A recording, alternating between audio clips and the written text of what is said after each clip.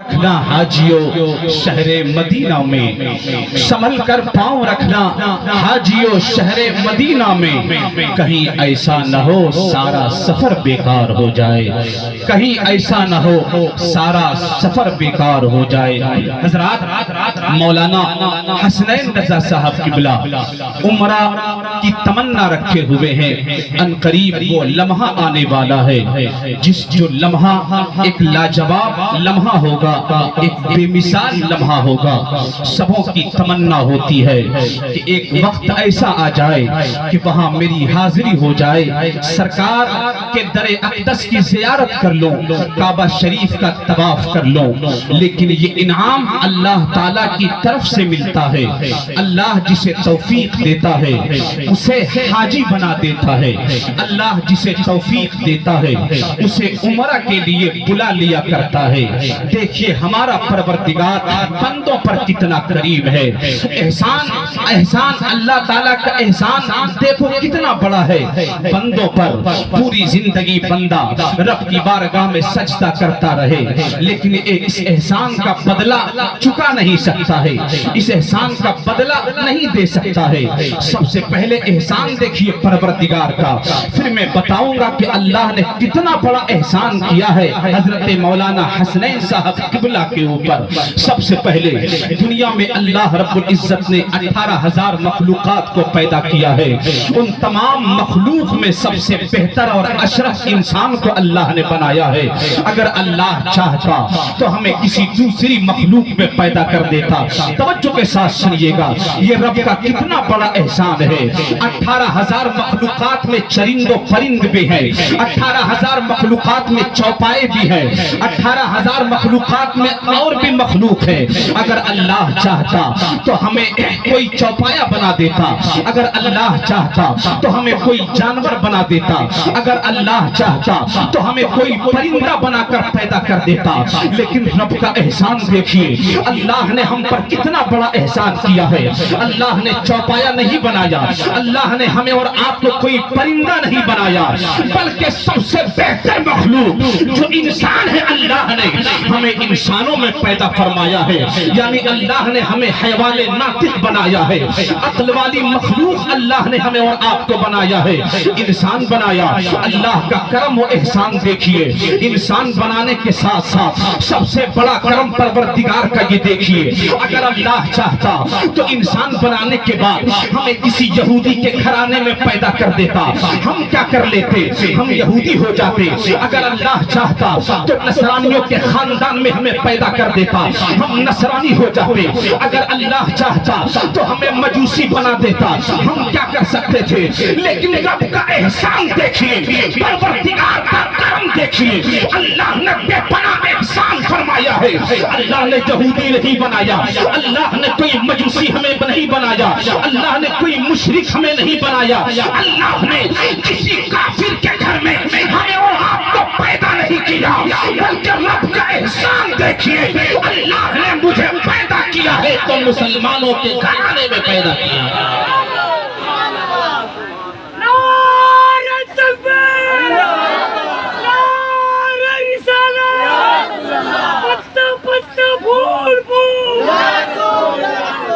اللہ کا کتنا بڑا احسان ہے، اسی احسان کا بدلہ پوری زندگی سجدہ کرتے رہے ادا نہ ہو سکے گا۔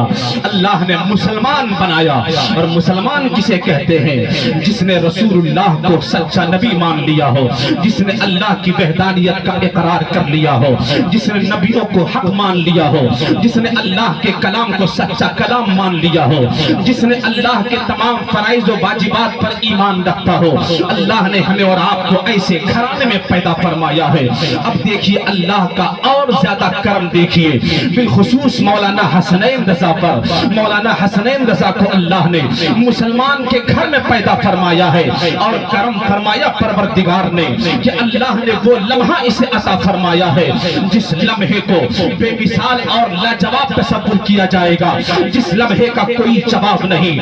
وہ لمحہ اور وہ وقت، جن وقتوں میں یہ آنکھیں گنبد خضرا کو دیکھے گی، گی. وہ لمحہ اور وہ وقت جن وقتوں میں یہ آنکھیں کعبہ شریف کے غلاف کا زیارت کرے گی، وہ لمحہ جس لمحے میں صفا مروہ کا یہ چکر لگائیں گے، وہ لمحہ جس لمحے میں یہ میزاب رحمت کے قریب کھڑے ہو کر رو رو کر دعائیں مانگیں گے، ایسا لمحہ تو کبھی آ ہی نہیں سکتا ہے. یہ وہ لاجواب لمحہ ہے.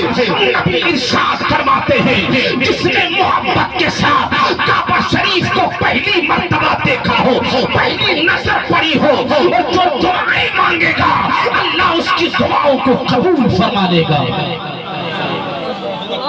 اللہ اکبر. پہلی نظر کعبہ پہ پڑے، حدیث پاک میں آتا ہے کہ اگر نظر پہلی پڑ گئی ہے، پہلی مرتبہ کعبہ کی زیارت ہو گئی ہے، اس وقت جو بھی دعا کریں گے اللہ تعالیٰ اس دعا کو رد نہیں فرمائے گا.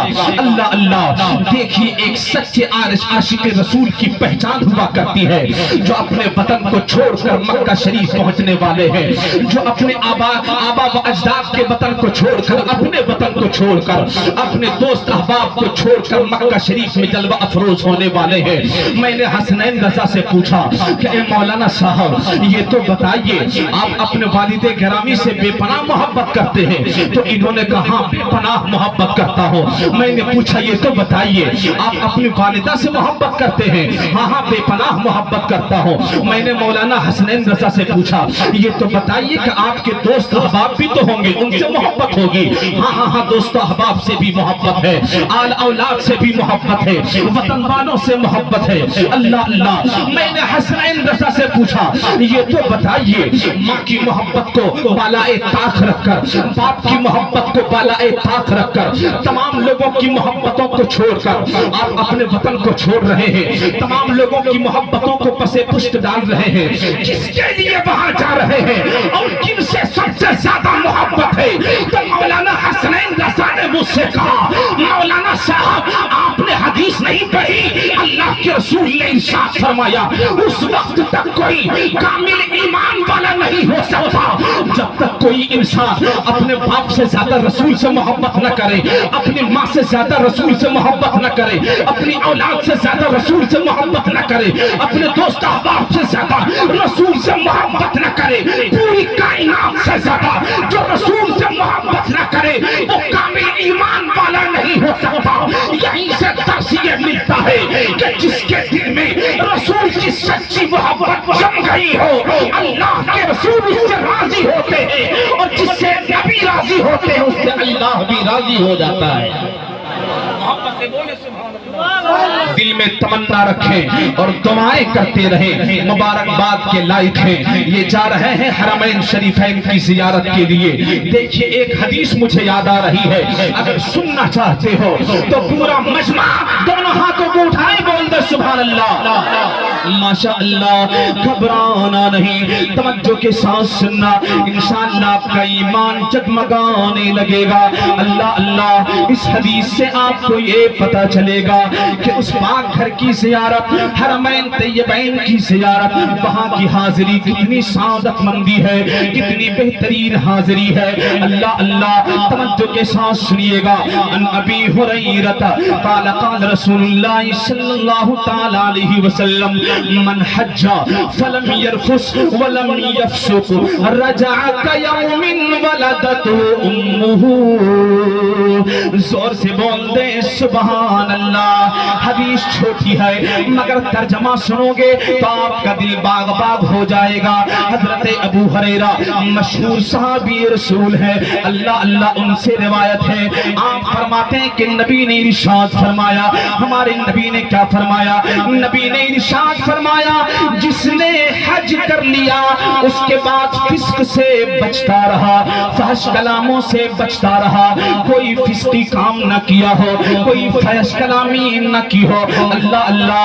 نبی ارشاد فرماتے ہیں جس نے حج کیا اور پھر فسق سے بچا، فحش کلامی سے بچا، اللہ کے رسول فرماتے ہیں وہ وہاں سے جب لوٹتا ہے تو ایسے لوٹتا ہے گناہوں سے پاک ہو کر جیسے آج ہی ماں کے پیٹ سے پیدا ہوا ہو. محبت سے بولے سبحان اللہ. कैसे लौटता है? ऐसे लौटता है पाक होकर, गुनाहों से साफ होकर, जैसे आज ही वो माँ के पेट से पैदा हुआ है। अल्लाह अल्लाह, पाक और साफ हो जाता है गुनाहों से।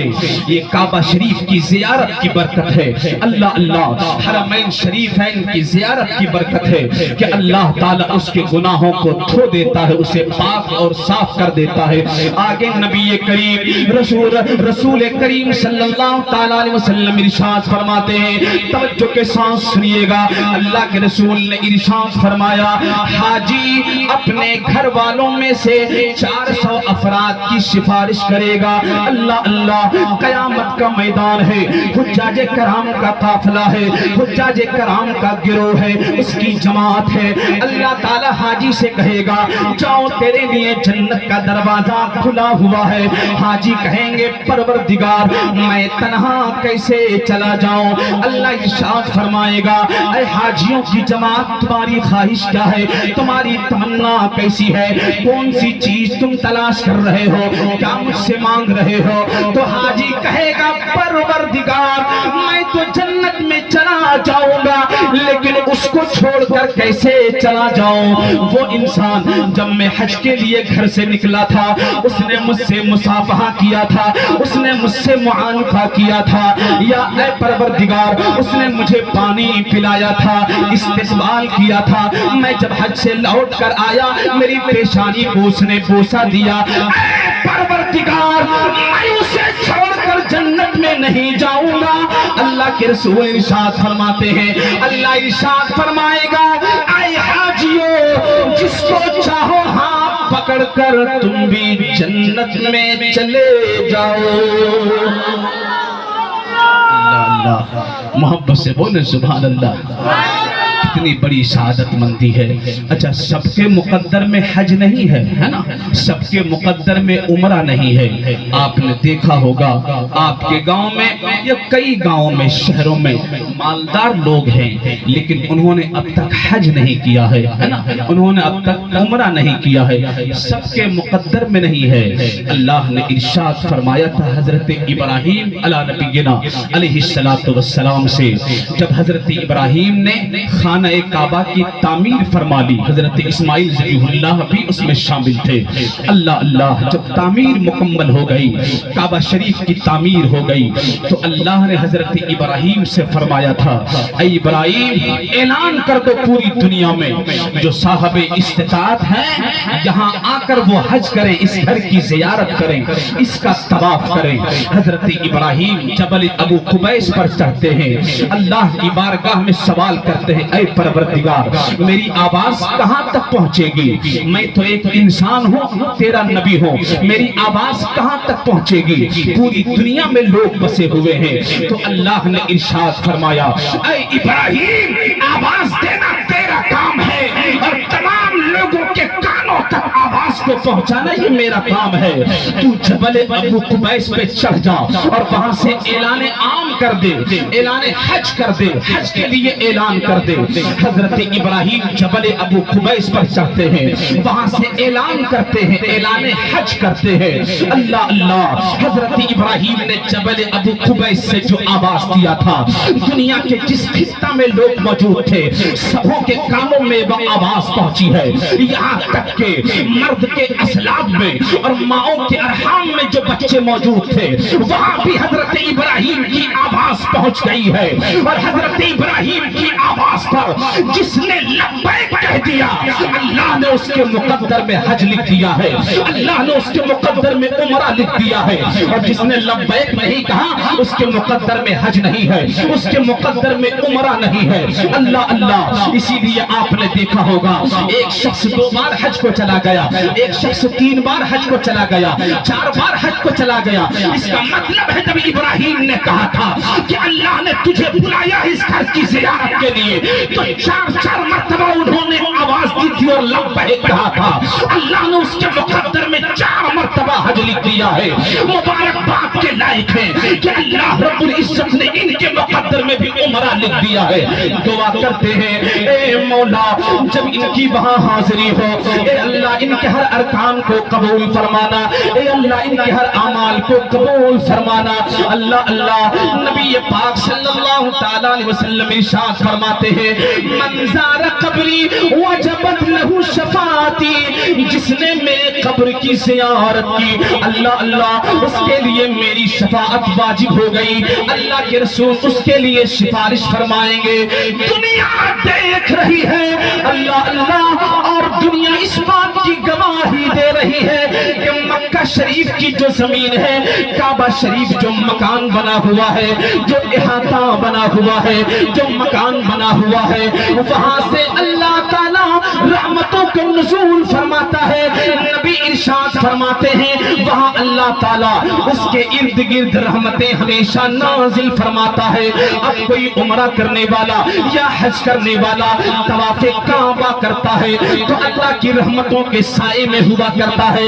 نبی ارشاد فرماتے ہیں جو اپنے وطن کو چھوڑا کعبہ شریف کی زیارت کے لیے، راستے میں اسے اگر موت آ گئی تو اس کا اجر اللہ کے ذمہ کرم پر ہے۔ اجرہ علی اللہ، اللہ اکبر۔ توجہ کے ساتھ سنیے گا۔ اسی لیے میرے دوستو یہ سعادت مندی کی بات ہے نا۔ اچھا حج کرنے میں دولت خرچ ہوتی ہے کہ نہیں؟ روپیہ پیسہ خرچ ہوتا ہے۔ آسانی کے ساتھ حج نہیں ہے، آسانی کے ساتھ عمرہ نہیں ہے۔ آج کل بہت زیادہ پیسے لگتے ہیں، لیکن ایک ایک روپیہ جو اللہ کے راہ میں خرچ کیا جا رہا ہے، نبی ارشاد فرماتے ہیں اگر اللہ کی راہ میں ایک روپیہ کوئی خرچ کرتا ہے، کوئی صدقہ کرتا ہے تو اللہ تعالیٰ اس کے صدقے کو بڑھاتا رہتا ہے، یہاں تک کہ وہ صدقہ کوہ احد کے برابر ہو جایا کرتا ہے۔ قیامت کے دن اللہ تعالیٰ اس ایک روپیے کے بدلے میں کوہ احد کے برابر سونا خیرات کرنے کا ثواب اللہ عطا فرماتا ہے۔ اللہ کی راہ میں دولت خرچ کرنے سے دولت کبھی کم نہیں ہوتی ہے، اور اللہ کی راہ میں ثروت خرچ کرنے سے، مال و زر خرچ کرنے سے مال میں کبھی کمی نہیں آتی ہے۔ اسی لیے صحابہ کرام نبی کی بارگاہ میں اپنا مال پیش کر دیا کرتے تھے، تمام مال گھر سے لا کر نبی کے مقدس قدموں میں، نبی کے مقدس قدموں میں ڈال دیا کرتے تھے۔ اللہ اللہ، وہ جذبہ ہمیں اور آپ کو بھی سیکھنے اور سمجھنے کی ضرورت ہے کہ اگر ہم صاحب مال ہیں تو حج کریں، صاحب مال ہیں تو زکوٰۃ ادا کریں، صاحب مال ہیں تو کثرت سے صدقہ اور خیرات کریں۔ اللہ اللہ، توجہ کے ساتھ سنیے گا۔ حضرت طہدہ انصاری رضی اللہ تعالیٰ عنہ ہے، مشہور صحابی رسول ہے، صحابہ کی انجمن لگی ہوئی تھی۔ حضرت طہدہ جلوہ افروز تھے، نبی خطبہ ارشاد فرما رہے تھے، نبی پاک صلی اللہ علیہ وسلم صدقہ خیرات پر لوگوں کو توجہ دلا رہے تھے۔ نبی نے ارشاد فرمایا صحابہ اللہ کی راہ میں دولت کو خرچ کرو۔ اللہ اللہ، اتنا کہنا تھا، حضرت طہدہ انصاری کھڑے ہو گئے، اور کھڑے ہونے کے بعد نبی کی بارگاہ میں کہتے ہیں یا رسول اللہ، میں اپنا باغ جو سب سے خوبصورت باغ تھا حضرت طہدہ انصاری کا، بڑا خوبصورت باغ تھا، جس باغ میں ہر قسم کے درخت اور پھل موجود تھے، جس باغ کے اندر حضرت طہدہ کا مکان بھی تھا، اور پینے کے لیے ٹھنڈے پانی کا چشمہ بھی موجود تھا۔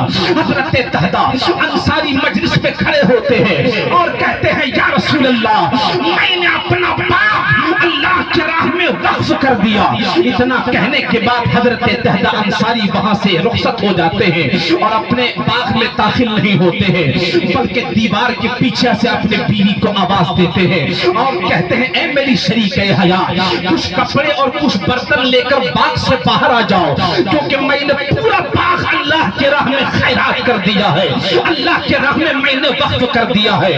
حضرت طہدہ انصاری کی اہلیہ بھی تھی تو ایسی ویسی کوئی خاتون نہیں تھی، اس نے کوئی سوال نہیں کیا کہ آپ نے پورا مکان ہی اللہ کی راہ میں وقف کر دیا، اب ہماری زندگی کیسے گزرے گی، بچوں کی زندگی کیسے گزرے گی۔ طہدہ انصاری کی اہلیہ نے کوئی اعتراض نہیں کیا، بلکہ چند کپڑے اور کچھ برتن لے کر باہر نکل آئی اور پوچھتی ہے اپنے شوہر سے، اے میرے شوہر نامدار، یہ سودا جو آپ نے کیا ہے؟ کس کے پاس کیا ہے؟ یہ سودا جو آپ نے کیا ہے کس کی بارگاہ میں کیا ہے؟ تو حضرت دہدان انصاری نے کہا تھا اے میری شریک حیات، نبی پاک کے مجلس میں موجود تھا، نبی پاک صدقہ خیرات پر توجہ دلا رہے تھے، میرے اندر ایمانی جذبہ پھوٹ پڑا، میں نے کھڑے ہو کر نبی کی موجودگی میں اللہ کی راہ میں ہم نے پورا باغ وقف کر دیا۔ اتنا کہنا تھا شریک حیات اپنے شوہر کے قدم چومتی ہے اور کہتی ہے اے میرے سرتاج، تجھ جیسا کوئی شوہر نہیں ہے، تجھ جیسا کوئی سرتاج نہیں ہے، اے میرے شوہر کل قیامت کے دن میں اللہ کی بارگاہ میں یہ کہہ سکوں گی اے اللہ میں اسے شوہر کی بیوی ہوں جس نے اپنا خوبصورت باغ تیری راہ میں خیرات کر دیا۔ محبت سے بولے سبحان اللہ۔ ہم اور آپ اس وقت کس حال میں ہیں؟ توجہ کے ساتھ سنیے، جلسہ سے کچھ سیکھیے، کچھ سمجھیے۔ کتنے لوگ یہاں بیٹھے ہیں، ہنگامہ کرنے کی کوئی ضرورت نہیں ہے، جلسے سے ایک پیغام ہمیں اور آپ کو ملنا چاہیے اور زندگی میں انقلاب لانے کی ضرورت ہے۔ مولانا حسنین رضا صاحب نے وہ رقم، موٹی رقم خرچ کر کے رخت سفر باندھنے کا ارادہ رکھتے ہیں، سفر مدینہ کا ارادہ رکھتے ہیں۔ اللہ تعالیٰ ایک ایک روپے کو قبول فرمائے، ان کی عمرہ کو قبول فرمائے۔ یعنی اللہ کی راہ میں صدقہ خیرات کثرت سے کیا کرو، اس سے بیماریاں دور ہوتی ہے، اس سے بلائیں دور ہوا کرتی ہے۔